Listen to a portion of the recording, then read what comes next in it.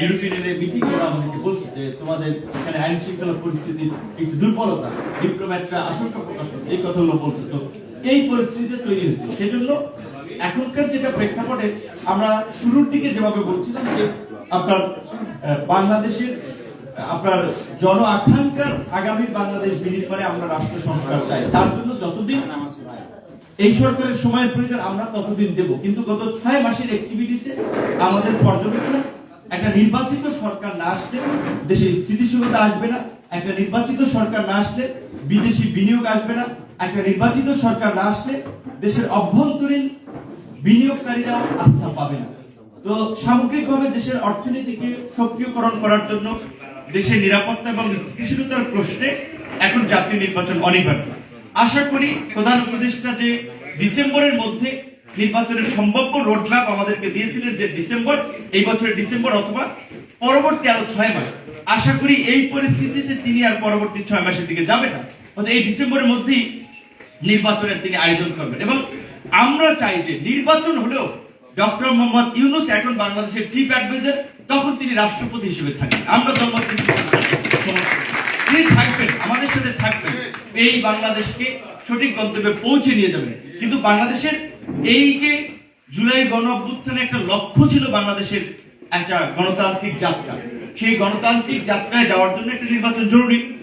এবং এই জুলাই গণ অভ্যুত্থানের এই ইতিহাসের সাক্ষী হিসেবে এই গণতান্ত্রিক যাত্রায় প্রবাসীরা যেন ভোট দানের মাধ্যমে তাদের নাগরিক অধিকার প্রয়োগ করতে পারে, সেই ব্যবস্থা সরকারকে করতে হবে। আমাদের জায়গা থেকে আমরা দাবি জানাই, এবং ডক্টর মোহাম্মদ ইউনূস নিজেও বলেছিলেন যে এই প্রবাসীদের ভোটাধিকার প্রয়োগের বিষয়টা ব্যবস্থা নিতে। আমরা নির্বাচন কমিশনের সাথে এখানে আসার আগে মিটিং করেছিলাম, আমরাও তাদেরকে বলেছিলাম যে আগামী নির্বাচনে যেন প্রবাসীরা ভোট দিতে পারে, যেভাবে টার্কির নির্বাচনে দেয়, অনেক নির্বাচনে দেয়, আপনারা সেই ব্যবস্থা গ্রহণ করেন। একই সাথে আমাদের দেশের এই প্রতিষ্ঠিত ডায়াসপোরা কমিউনিটি থেকে শুরু করে এই দেশপ্রেমিক জনগোষ্ঠীর প্রতিনিধিত্ব যেন আগামী সংসদ নির্বাচনে থাকে।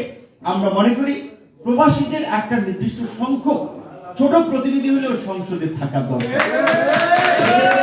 আপনারা যদি নিজেরা ঐক্যবদ্ধ হন, আওয়াজ তুলেন, তাহলে এই সরকার সেটাতে সায় দিবে। এবং আমরা অবশ্যই এইটা নিয়ে অন্যান্য রাজনৈতিক দলের সাথে আলাপ করবো, এবং এই যে 6টা দেশের 5-6টা দেশের প্রবাসীদের সাথে আলাপ করলাম, তাদের নেতৃবৃন্দেরও কথা শুনলাম, তাতে আমরাও এই বিষয়টা তুলে ধরবো। এবং আশা করি আগামী নির্বাচনে, আগামী সংসদে প্রবাসীদের মধ্যে থেকেও কিছু প্রতিনিধি থাকবে। সর্বশেষ আজকে এই প্রোগ্রামটি আয়োজন করার জন্য আমি হয়তো অল্প সময়ের কারণে সবার সাথে পরিচিত হতে পারিনি।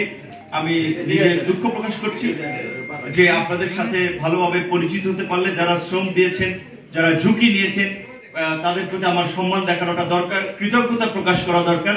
আমি এখান থেকে আপনাদের প্রতি অবনত চিত্তে আমার কৃতজ্ঞতা প্রকাশ করছি, আমার ভালোবাসা প্রকাশ করছি।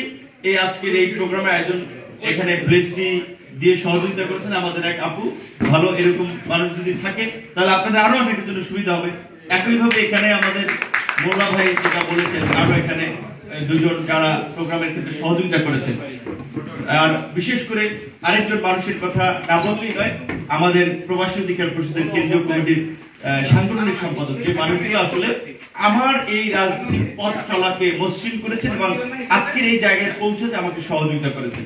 এই যে ইউরোপে আমার সাথে বাংলাদেশ থেকে আমার একজন সহযোগী আন্তর্জাতিক সম্পাদক, যেহেতু 2টো মিটিং, অফিসিয়াল মিটিং ছিল, তাকে আমি নিয়ে এসেছি।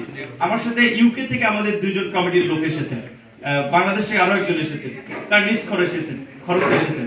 আমি কিছু ইউরো বাংলা টাকায় করে নিয়ে এসেছিলাম, যে যদি খরচ লাগে 1 টাকা পর্যন্ত এখন পর্যন্ত খরচ করতে পারিনি। এটা আমাদের ভাইরাই করেছে। তো এইটা রাজনৈতিক এই প্রক্রিয়াটা, এটার জন্য অবশ্যই তাদের প্রতি কৃতজ্ঞ যে তারা এই পরিবেশটা তৈরি করেছে এবং এরকম একটা সংগঠন বিদেশের মাটিতেও তৈরি করেছেন। তো সেই আমাদের এই প্রবাসী অধিকার পরিষদ কেন্দ্রীয় কমিটির সাংগঠনিক সম্পাদক, যার বাবা কিছুদিন আগে মারা গিয়েছেন, নোয়াখালীর কৃতি সন্তান রোমান জান্না ভাই, তার প্রতি আমরা সম্মান জানাচ্ছি এবং তার বাবার রুহের মাগফিরাত কামনা করছি। সর্বশেষ এই জুলাই গণ অভ্যুত্থানে নিহত এবং আহতদের, বিশেষ করে আহতদের জন্য দোয়া করছি। আমাদের প্রত্যেকের জন্যই এই রমজানের সময়, ইফতারের পূর্ব মুহূর্তে দোয়া কবুলের সময়, কাজেই আমরা আল্লাহর কাছে দোয়া করি আল্লাহ আমাদেরকে প্রত্যেককেই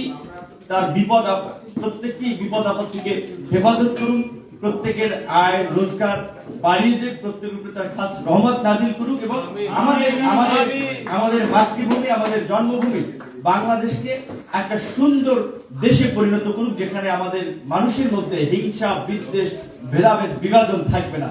এই প্রত্যাশা রেখে আমি আমার বক্তব্য শেষ করছি। আল্লাহ হাফেজ। আসসালামু আলাইকুম। ধন্যবাদ। আমাদের মাঝে সমাপনী বক্তব্য উপস্থাপন